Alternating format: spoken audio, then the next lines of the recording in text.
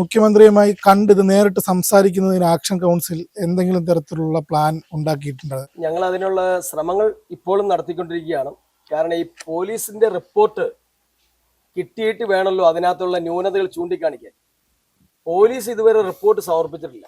ആത്മഹത്യ ചെയ്ത കുട്ടിയുടെ റിപ്പോർട്ട് വെക്കാനായിട്ട് 8 വർഷം താമസിക്കേണ്ട എന്ത് കാര്യമാണ്? അപ്പൊ പോലീസിന് കൈയുള്ള, പോലീസ് ഉദ്യോഗസ്ഥർക്ക് കൈയുള്ള, രാഷ്ട്രീയക്കാർക്ക് ബന്ധമുള്ള, സിനിമാ മേഖലയ്ക്ക് ബന്ധമുള്ള, മാധ്യമ സുഹൃത്തുക്കൾക്ക് ബന്ധമുള്ള ഈ ഒരു കേസിനെ ഒരാത്മഹത്യ എന്നുള്ള രീതിയിലേക്ക് ഒഴിവാക്കി വിടാനാണ് ശ്രമമെങ്കിൽ തീർച്ചയായിട്ടും ഞങ്ങളുടെ മരണം വരെ ഈ കേസിന്റെ സത്യാവസ്ഥ തെളിയുവാൻ ഞങ്ങൾ ധർമ്മത്തിൽ ഊന്നിയ പ്രവർത്തനമായിട്ട് മുന്നോട്ട് പോകും. നമുക്കൊന്നും ഇതിന്റെ മോശമായ വഴിയിലൂടെ പോകാൻ പറ്റില്ല. പക്ഷേ സിനിമാ മേഖല കൈയാളുന്ന, അവരുമായിട്ട് ബന്ധപ്പെട്ട രാഷ്ട്രീയത്തിലുള്ള ചാനലുകൾ കൈകാര്യം ചെയ്യുന്ന, മാധ്യമ പ്രവർത്തകർ കൈകാര്യം ചെയ്യുന്ന ഒരു കൂട്ടായ പ്രവർത്തനം ലാലു വലസിന് സപ്പോർട്ട് ചെയ്തിട്ടുണ്ട്. അതുവഴി ചില ചാൻസുകളൊക്കെ വാങ്ങിക്കാൻ ഈ അനന്തലാൽ നോക്കിയിട്ടുണ്ട്. നമ്മളൊക്കെ അരിയാഹാരം കഴിക്കുന്ന ആൾക്കാരല്ലേ, ബുദ്ധിയുള്ള ജനതയല്ലേ കേരളത്തിലുള്ളത്. നമ്മൾ എത്ര മറച്ചു വെച്ച, അധർമ്മത്തെ എത്ര വെച്ച് മറച്ചു വെച്ചാലും അത് നമുക്ക് ഒരിക്കലും മൂടപ്പെട്ട് തന്നെ ഇരിക്കില്ല. അത് ഒരിക്കൽ ഉയർന്നതിന് വരും. ക്രിസ്തുവിന്റെ കഥയല്ലേ അത് പറയും, 3-ാം ദിവസം അദ്ദേഹം ഉയർത്തെഴുന്നേറ്റില്ലേ. അവിടെ ധർമ്മമാണ് ജയിച്ചത്. അപ്പൊ ഞാൻ പറഞ്ഞു വന്നത്, ഈ പോലീസ് ഉദ്യോഗസ്ഥന്മാരുടെ ഈ പറയുന്ന ഈ പോലീസ് അന്വേഷിക്കുന്ന പോലെ തന്നെ പോലീസിന്റെ ഉയർന്ന ഉദ്യോഗസ്ഥന്മാർ അന്വേഷിക്കണം, അല്ലെങ്കിൽ ആഭ്യന്തര വകുപ്പിന് തലപ്പത്തിരിക്കുന്നവർ അന്വേഷിക്കേണ്ടത് ഈ അനന്തലാലിന്റെ ലാൽജിയുടെയും ഈ 2017 മാർച്ച് മാസം 5-ാം തീയതി ശേഷമുള്ള ബാങ്ക് ഇടപാടുകളെ പറ്റി ഇതുവരെ പോലീസ് അന്വേഷിച്ചിട്ടുണ്ടോ? ഞങ്ങൾക്ക് അന്വേഷിക്കണമെന്ന് ആഗ്രഹമുണ്ട്. ഞങ്ങൾ പോലീസ് ഓഫീസർമാരോട് ചോദിച്ചിട്ടുണ്ട്, സാർ ഞങ്ങൾക്കിത് കൃത്യമായിട്ട് അറിയാം, പക്ഷെ നമ്മുടെ എവിഡൻസ് കൊടുക്കാനില്ല. തീർച്ചയായിട്ടും ഇവർ പോലീസ് വിഭാഗത്തിനെ സ്വാധീനിച്ചു, കൊലപാതകത്തെ ആത്മഹത്യയാക്കുവാൻ അവർ പ്രേരിപ്പിച്ചു, അവർ കൈക്കൂലി കൊടുത്തു, അവർ സാഹചര്യങ്ങൾ കൊടുത്തു. ഇത് വ്യക്തമാണ്, അതിന് സംശയം വേണ്ട. ഏറ്റവും വലിയ പ്രധാനപ്പെട്ട കാര്യം, പോലീസിന് തെളിവാണ് ആവശ്യം. അവർ നമ്മളെ തെറ്റി, തനി പോലീസുകാർ ശരിക്കും സിനിമാ ജീവിതം കളിച്ചു എന്ന് പറഞ്ഞത് അത് ഏതോ പൊട്ടൻ പോലീസ് ഓഫീസർ, തനി പറഞ്ഞ പൊട്ടൻ പോലീസുകാർ ചെയ്ത അന്നത്തെ ലാൽജി ഉൾപ്പെടെയുള്ള, അല്ലെങ്കിൽ അനന്തലാൽ ഉൾപ്പെടെയുള്ള പോലീസ് ഉദ്യോഗസ്ഥന്മാരെല്ലാം മന്ദബുദ്ധികൾ ആരോ ചെയ്തതാണ്. അവർ ഞങ്ങളെ, ഈ പേരൻസിനെയും ഞങ്ങളെയും കാണിച്ചു ഒരു വീഡിയോ ദൃശ്യം. മിഷേൽ ഷാജിയെ പോലെ ഉള്ള ഒരു പെൺകുട്ടിനെ വേഷം കെട്ടിച്ച് ഈ പറയുന്ന 1-ാം പാലത്തിലൂടെ കടന്നു പോകുന്നതായിട്ടുള്ള ബാക്ക് ദൃശ്യം മാധ്യമങ്ങൾക്ക് നൽകുകയും ചെയ്തു. അതെ, ഞങ്ങൾ അങ്ങോട്ട് തിരിച്ചു ചോദിച്ചു, എന്തുകൊണ്ട് ഈ കുട്ടിയുടെ മുൻഭാഗം കാണുന്നില്ല?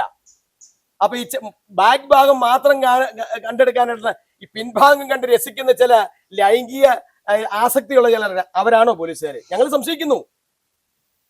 നമ്മളൊരു തെളിവ് കിട്ടണമെങ്കിൽ സാധാരണ 2 ക്യാമറ ഉണ്ടാവും ഒരു വണ്ടിയിൽ, അല്ലേ? സാധാരണ പോലീസ് നിരീക്ഷണത്തിലുള്ള വണ്ടിയിൽ 2 ക്യാമറ, പോകുന്ന ഒരാളുടെ ഫ്രണ്ടും ബാക്കും കിട്ടും. അങ്ങനെയാണ്, അല്ലാതെ കിട്ടിയിട്ട് കാര്യമില്ല.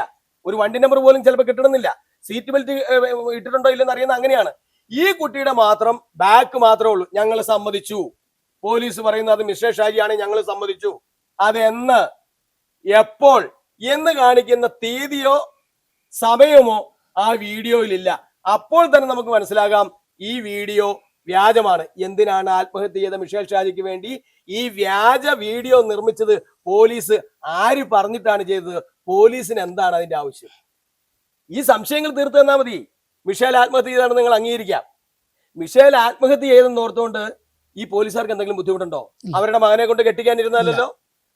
ഷാജി വർഗീസിനും ഷൈലമ്മയ്ക്കും അവരുടെ മകൾ നഷ്ടപ്പെട്ടു.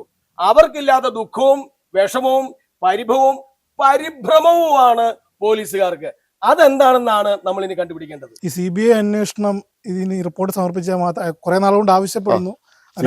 CBI അന്വേഷണം വന്നാൽ മാത്രമേ, കാരണം ഈ പോലീസ് കാണിച്ചു വെച്ചേക്കണം ആദ്യം മുതലേ ഉണ്ടായ ഈ സ്റ്റോറി, ഈ ഡ്രാമ ഇത് പുറത്തു വരണമെങ്കിൽ ഇനി ഒരു CBI അന്വേഷണം വരാണ്ട് ഒരു കാരണവശാലും. കാരണം ഇപ്പൊ ക്രൈംബ്രാഞ്ചും പോലീസും ഒറ്റ ലെവലിലാണ് പോകുന്നത്.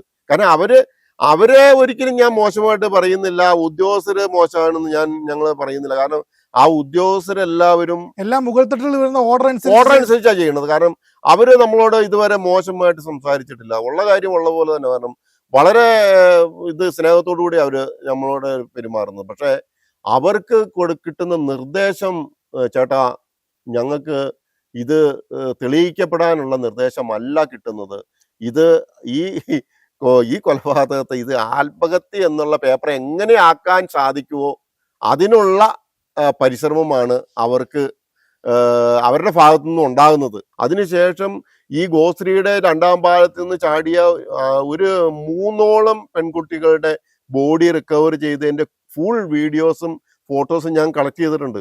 തലേദിവസം പോയി പിറ്റേ ദിവസം കിട്ടിയപ്പോൾ ആ മുഖമെല്ലാം അഴുകി വികൃതമായി നമുക്ക് ഒരു നോക്ക് പോലും കാണാൻ പറ്റത്തില്ല.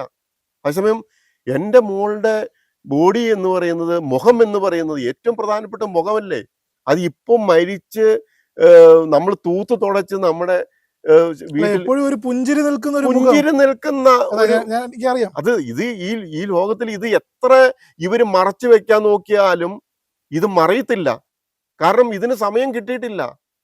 ഇത് വെള്ളത്തിലിട്ട് ഇനി മുക്കിപ്പൊക്കിയെടുത്തു. അതിനാണ് ഇവര് തലേദിവസം ഇത് പ്ലാസ്റ്റിക് കൂടിൽ പൊതിഞ്ഞ് കെട്ടി മുറുക്കി ഫ്രീസറിൽ പോലും വെക്കാണ്ട് വെച്ചത്. അപ്പോഴും ഇവര് ഉദ്ദേശിച്ചതുപോലെയുള്ള ഒരു അഴുക്ക് ഈ ശരീരത്തിനുണ്ടായില്ല. അതാണ് ഈ പോലീസിന് പറ്റിയ. ഇവര് എല്ലാ കഥയും റെഡിയാക്കി. എന്താണ്, തലേ ദിവസം ഇങ്ങനെ ഗോശ്രീ പാലത്തിലേക്ക് നടന്നു പോകുന്ന ഒരു ദൃശ്യം ഉണ്ടാക്കി ജനങ്ങളെ എല്ലാം അങ്ങ് പറ്റിക്കാൻ ശ്രമിച്ചു. ഈ കേസ് ആദ്യമേ വളരെ ശക്തമായിട്ട് മുമ്പോട്ട് വന്നതാ. വളരെ എല്ലാ ചാനലുകളും അതിനെ വളരെ വേദനപൂർവ്വം എടുത്ത് ഇതൊരു കൊലപാതകമാണ് എന്നുള്ള രീതിയിൽ വളരെ കൃത്യമായിട്ട് പോകുമെന്ന് കണ്ടപ്പോഴത്തേക്കും പല പ്രമുഖന്മാരുടെ പേര് വന്നതോടുകൂടി ചാനലുകളും അങ്ങ് മങ്ങി. അപ്പൊ തന്നെ കേസ് അട്ടിമറിച്ചത് ഈ ഹൈക്കോടതി ജംഗ്ഷനിൽ മിഷേല് ഗോശ്രീ പാലം ലക്ഷ്യം വെച്ച് നടന്നു പോകുന്ന ഒരു ദൃശ്യം ഇവര് അത് എപ്പോഴാ കൊണ്ടുവന്ന് ഈ പോലീസിന്റെ പിങ്ക് പോലീസിന്റെ ഈ ക്യാമറയില് മാർച്ച് 5-ാം തീയതി വൈകിട്ട് നടന്നു പോയാൽ മാത്രമല്ലേ പതിയുള്ളൂ. അല്ലാണ്ട് 6-ാം തീയതി പോയാൽ പതിയത്തില്ലല്ലോ. 5-ാം തീയതി പോയി അന്ന് പതിഞ്ഞിരുന്നെങ്കിൽ പോലീസ് എപ്പോഴോ രക്ഷപ്പെട്ടേനെ.